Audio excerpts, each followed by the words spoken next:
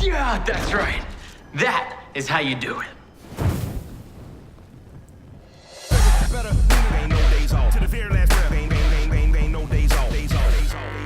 How's it going, guys and geeks? Welcome to the Geekritique show. My name is Dakota. And I'm Jenn. And yesterday we got the opportunity to see the Marvel Runaways panel. They actually showed us the first full episode of Season 2.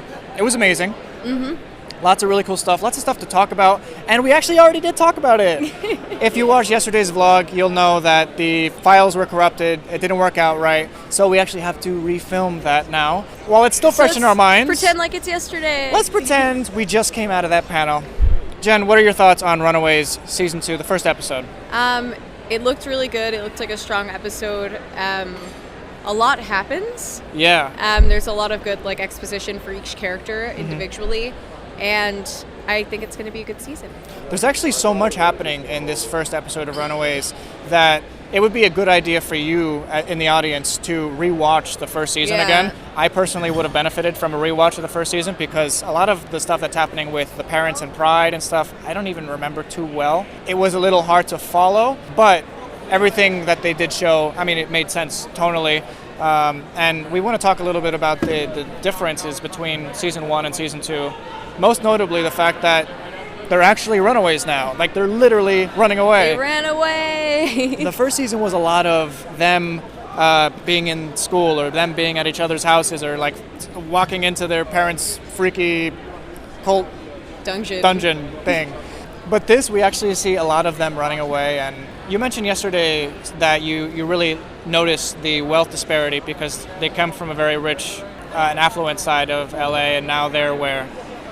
On the streets. Yes, literally LA. On the streets. They don't have anything to their name. Yeah, and I think that shift, last season felt very Gossip Girl to me, which makes sense because I believe the showrunner actually did Gossip Girl. They mentioned, I don't know, the showrunner, producer or something, she actually did Gossip Girl, so it makes sense.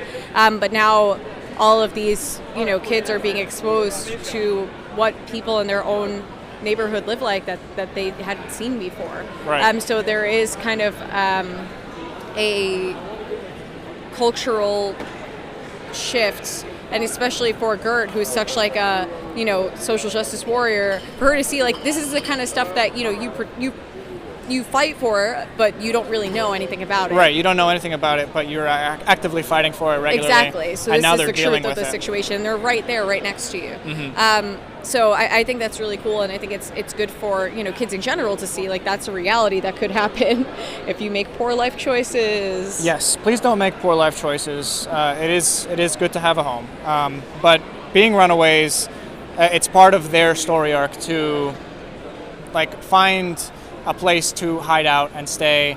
And by the end of the first episode in Season 2, I don't believe this is a spoiler, but if you don't like any spoilers at all, stop watching here. But in the trailers, you'll notice that Carolina stumbles into something that's very cool. It's like the ultimate hideaway. It's almost like a safe house that is ancient and has all these hidden secrets. And it's super cool. It's like a hostel in the middle of nowhere, in the Hollywood Hills. And it's so cool. And I'm looking forward to all the shenanigans that they're going to get into. Yeah, I agree. It looks like it's going to be a really interesting season. And then based on some of the stuff that the cast said, it seems like it's going to be a very interesting season. A lot of relationship development and stuff like that. One thing that I also thought was interesting, one of the kids asked a question about whether or not anyone in the group would be able to trust their parents again. By kids, she means someone in the audience. Yeah, someone in the audience asked the cast, if they would ever be able to trust their parents again. And one of the actors, I think it was the actor who played Alex, said that some of them do and some of them don't. So there's going to be a rift among them about our parents did a lot of bad stuff, but they're still our parents, and other people no, they're murderers.